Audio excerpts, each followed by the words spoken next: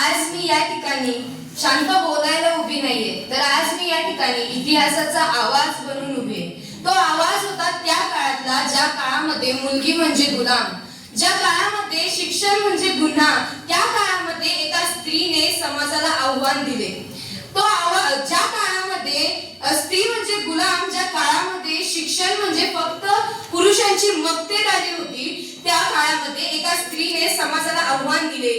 ती म्हणाली, मी शिकणार, मी शिकवणार आणि मी समाज बदलवणार. मी शिकणार, मी शिकवणार आणि मी समाज बदलवणार. आणि आज प्रत्येक स्त्रीच्या, आज प्रत्येक शाळेत जाणाऱ्या मुलीच्या अंगात ती जिवंत आहे. आज प्रत्येक शिकलेल्या, आज प्रत्येक अधिकारी झालेल्या मुलीच्या अंगात ती जिवंत आहे. आज मुलगी अधिकारी होते, आज मुलगी शिक्षिका होते, आज मुलगी डॉक्टर होते. अशा असंख्य पदावर आज मुलगी कार्यरत होत आहे. आणि ते कुणाचे उपकार नाही, ते फक्त सावित्रीबाई फुले यांच्या संघर्षाचे फळ आहे. आणि आज त्या क्रांती ज्योती सावित्रीबाई फुले यांची जयंती. आणि अशा या मंगलदिनी मला बोलण्याची संधी दिली, याबद्दल मी तुम्हा सर्वांचे आभार मानते व माझ्या भाषणाला सुरुवात करते. अज्ञानाच्या त्या घनघोर काळोखाच्या अंधारात मुलींना कुठल्याही प्रकारची सवलत नव्हती, कुठल्याही प्रकारची सूट नव्हती. मुलगी जन्माला येणं हे सुद्धा तेव्हा पाप मानलं जायचं. मुलगी जन्माला आली की ती 9-10 वर्षाची झाली की तिचं लग्न तिच्यापेक्षा वयाने 20-25 वर्षाने मोठ्या असलेल्या व्यक्तीशी लावून दिलं जायचं. आणि ज्या वयात मुलीने लिहिणं वाचणं शिकावं, ज्या वयात मुलीने खेळावं बागडावं, त्या वयात मुलींचा संसार काटून दिला जायचा. एवढी भयंकर परिस्थिती त्या काळात होती. आणि हे सगळं घडत होतं ते समाजातील फक्त कर्मठ व कठोर लोकांमुळे. कारण त्यांना माहित होतं की जर समाजातल्या ह्याच आपल्या स्त्रिया शिकून सबला झाल्या तर त्याच समाजातील कर्मठ व कठोर लोकांचा तबला वाजवतील, म्हणून ते स्त्रियांना शिकू देत नव्हते. अशा या अज्ञानाच्या घनघोर काळोखात जन्म झाला तो एका वाघिणीचा. त्या वाघिणीचं नाव म्हणजे सावित्रीबाई फुले. त्यांचा जन्म नायगाव येथे झाला. त्यांचाही विवाह रूढी परंपरांनुसार क्रांतीसूर्य ज्योतिराव फुले यांच्याशी लावून देण्यात आला.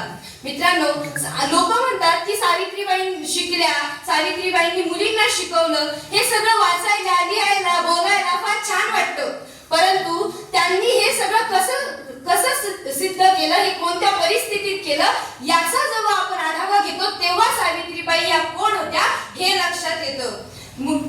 एक गोष्ट नेहमी लक्षात ठेवा, जर एक पुरुष शिकला तर तो एकटा साक्षर होतो. जर एक पुरुष शिकला तर तो एकटा साक्षर होतो.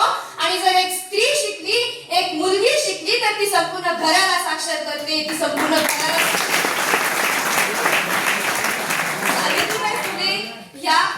सावित्रीबाई फुले या समाज सुधारका होत्या.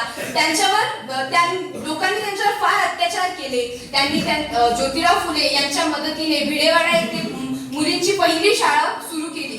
त्या जेव्हा शाळेत जायच्या तेव्हा त्यांच्यावर दगड, शेण, माती फेकल्या जायच्या, परंतु तरीही त्या थांबल्या नाही. कारण त्या पुढे चालत राहिल्या, कारण त्यांच्या हातात पुस्तक होतं आणि त्यांना माहित होतं की पुस्तक म्हणजेच क्रांती आहे. त्या धर्माचे ठेकेदार त्यांना शिवीगाळ करत होते, परंतु तरीही त्या डगमगल्या नाही.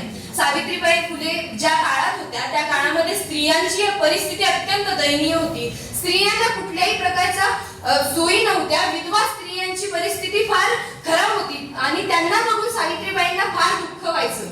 आणि त्यामुळे सावित्रीबाई व ज्योतिराव यांनी विधवा आश्रमे सुरू केली.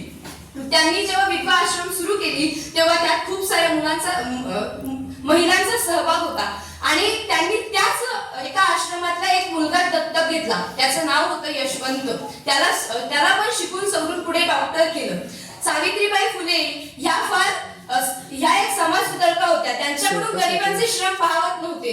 जेव्हा गावातल्या विहिरीतून गरीब मजूर लोकांना पाणी पिण्याची सोय नव्हती, गावातील कर्मठ लोक त्यांना पाणी पिऊ देत नव्हते, तेव्हा सावित्रीबाई व